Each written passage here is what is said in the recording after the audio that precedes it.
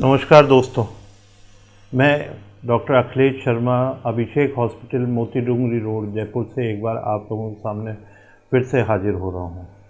जैसा कि आप जानते हैं, मैं प्लास्टिक कॉस्मेटिक लेजर सर्जन हूँ और पिछले 25 सालों से जयपुर में ही उपस्थित हूँ, आप लोगों की सेवा कर रहा हूँ और रूटीनली मैं सभी तरह की कॉस्मेटिक सर्जरी करता हूँ। कॉस्मेटिक सर्जरी का नाम लेते ही स्त्रियों में एक चीज़ दिमाग में आती है, ब्रेस्ट ऑगमेंटेशन। सच पूछा जाए तो आपने देखा होगा, कोई भी लेडी अपनी ब्रेस्ट की साइज शेप से शायद ही पूरी तरीके से संतुष्ट हो। सबको ये लगता है कि मेरे या तो ब्रेस्ट बड़े हैं या ब्रेस्ट छोटे हैं। आज हम बात करेंगे ब्रेस्ट ऑगमेंटेशन या ऑगमेंटेशन मैमोप्लास्टी। ऑगमेंटेशन मैमोप्लास्टी क्या होती है? यदि आपको लगता है कि आपके ब्रेस्ट छोटे हैं या ब्रेस्ट शेप में नहीं है और उसके कारण आपका एक्सटर्नल अपीयरेंस ठीक नहीं है, उससे आपको एक डिप्रेशन सी फीलिंग होती है या आप अपने आप को इनकम्प्लीट मानते हैं और सोचते हैं कि मेरी बॉडी में खाली एक प्रॉब्लम है कि अगर मेरे ब्रेस्ट की साइज़ ठीक होती, ब्रेस्ट के लुक्स ठीक होते तो मैं और ज़्यादा कॉन्फिडेंटली काम कर सकती। तो उसके लिए एक तरीका है ब्रेस्ट ऑगमेंटेशन। ब्रेस्ट ऑगमेंटेशन क्या होता है? ब्रेस्ट ऑगमेंटेशन दो तरह से होता है।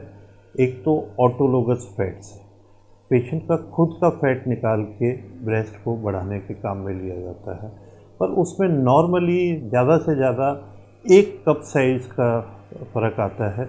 इसका फ़ायदा उनके होता है जिनको बहुत हल्का सा ऑगमेंटेशन चाहिए, कि जैसे बी कप से सी कप चाहिए या सी कप से डी कप चाहिए उनमें, और ब्रेस्ट की टेक्सचर बेटर हो जाती है।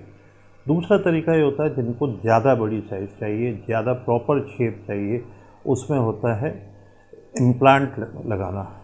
ब्रेस्ट इम्प्लांट एक तरह के सिलिकॉन इम्प्लांट्स होते हैं, जिन इम्प्लांट्स को चेस्ट में लगाया जाता है ब्रेस्ट के पीछे। ये इम्प्लांट्स प्री फिल्ड आते हैं, बने बनाए आते हैं और कई कंपनीज से आते हैं। मैं प्रीफर करता हूँ यूएसए के बने हुए यूएस एफडीए इम्प्लांट्स को, जिनकी लॉन्ग लाइफ होती है, कंपनी की एक गारंटी होती है, फटने का डर कम होता है और कॉम्प्लिकेशन नियर ज़ीरो होती है।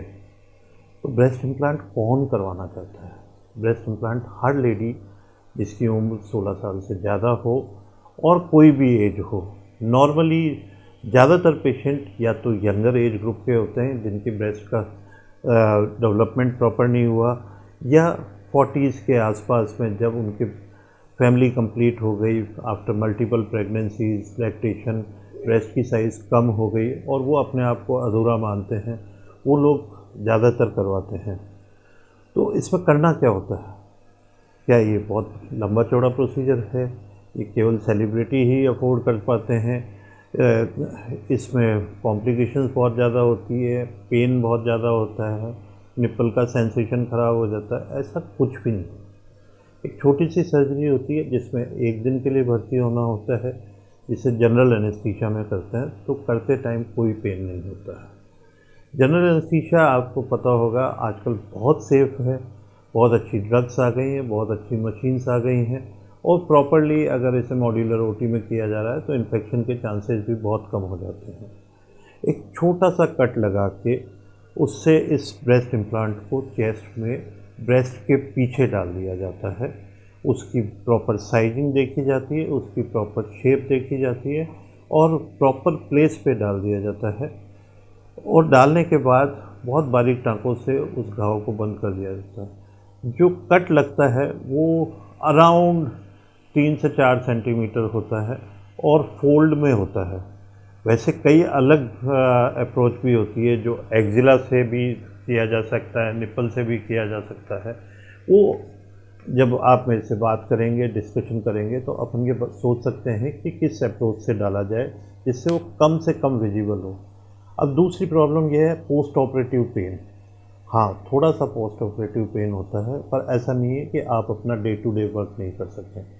4-5 दिन तक थोड़ा सोरनेस रहती है, स्वेलिंग रहती है, जो कि regular pain killers, oral pain killers से कंट्रोल किया जा सकता है।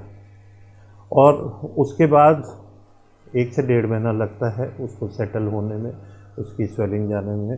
पर आप अपना नॉर्मल काम कर सकते हैं, आप ड्राइव कर सकते हैं, आप खाना बना सकते हैं, आप घूमने जा सकते हैं, आप अपने ऑफिस का सारा काम कर सकते हैं। खाली ब्रेस्ट पे फॉडलिंग नहीं होनी है, ब्रेस्ट को ज़्यादा टच नहीं करना है। और हैवी एक्सरसाइजेज जिसमें पेट्रोलिस मेजर मतलब कि आपके चेस्ट की मसल्स ज़्यादा काम में आ रही है, उनको अवॉइड करना होता है। अब ये होता है क्या मैं इसके बाद में अपने बच्चों को दूध पिला पाऊँगी? जी, मिल्क प्रोडक्शन पे इससे कोई फ़र्क नहीं पड़ता। एक क्वेश्चन आता है कहीं मेरे सेंसेशन, ख़ास तौर से निप्पल के सेंसेशन या ब्रेस्ट के सेंसेशन कम या ज़्यादा तो नहीं होंगे? नहीं, बिल्कुल भी नहीं होते। एक मिथ काफ़ी सालों से फैला हुआ है, कई दशकों से फैला हुआ है कि इससे ब्रेस्ट कैंसर हो जाता है। ब्रेस्ट कैंसर होने का इससे कोई दूर दूर का संबंध नहीं है। पहले एक डाउट आया था, डाउट आने के बाद यूएस एफडीए ने इसको रोक दिया था और कई सालों की रिसर्च के बाद ये पाया गया कि ये जो सिलिकॉन इम्प्लांट्स बनते हैं, इन इम्प्लांट्स से कोई कैंसर होने के चांसेस नहीं हैं। नॉर्मली जैसे लेडीज़ को कहा जाता है कि मैमोग्राम कराना होता है, मैमोग्राम अपन करवा सकते हैं, थोड़ा सा ऐसे सेंटर पर कराना चाहिए जहाँ पे वो एक्सपीरियंस्ड हो उसको करने के लिए। दूसरा तरीका एमआरआई वगैरह से रेगुलर चेकअप, प्रिवेंटिव चेकअप किया जा सकता है। क्या ये बहुत बड़े तो नहीं हो जाएंगे, क्या ये बहुत छोटे तो नहीं रहेंगे? तो ये डिपेंड करता है आपके दिमाग में किस साइज़ पे है। आप उसको 1 कप साइज़ बढ़ा सकते हैं, 3 कप साइज़ बढ़ा सकते हैं। नॉर्मली मैं एडवाइस करता हूँ कि वो ऐसे दिखने चाहिए कि वो नॉर्मल हों। अगर आपकी बहुत ज़्यादा डिमांड नहीं है कि बहुत लार्ज चाहिए या बहुत स्मॉल चाहिए, तो कहीं से भी दूर से देख के ये नहीं लगता है कि ये आर्टिफिशियल है। आर्टिफिशियल जब लगता है जो कुछ पोर्नोग्राफी या कुछ वो लोग जो ऐसे प्रोफेशन में हैं जिनमें उनको बहुत ज़्यादा दिखना है, उसमें बहुत हैवी साइज़ के ब्रेस्ट बनाए जाते हैं। किसी भी साइज़ के किए जा सकते हैं, ऐसी कोई दिक्कत नहीं होती है। कॉस्ट कितनी होती है? इस ब्रेस्ट ऑगमेंटेशन में मेन कॉस्ट उसके इम्प्लांट की होती है। सर्जरी की कॉस्ट तो 30 से 35 हज़ार रुपये होती है। इम्प्लांट्स की चॉइस दी जाती है, इम्प्लांट्स मंगवा के प्रॉपर कंपनी से आपके नाम से मंगवा के लगवाए जाते हैं और उसका पूरा डिस्क्रिप्शन अपने पास रहता है।